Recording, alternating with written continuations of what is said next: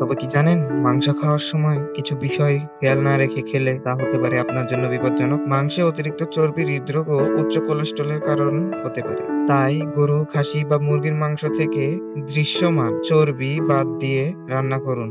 Broiler মুরগির বদলে দেশি মুরগি অনেক বেশি স্বাস্থ্যকর। মাংস কাঁচা বা অসিদ্ধ থাকলে তাতে থাকতে পারে অতিরিক্ত ব্যাকটেরিয়া। তাই সবসময় মাংস ভালোভাবে সিদ্ধ বা রান্না করুন। রান্নার সময় অভ্যন্তরীণ তাপমাত্রা ৭৫ ডিগ্রি সেলসিয়াসের উপরে থাকা উচিত।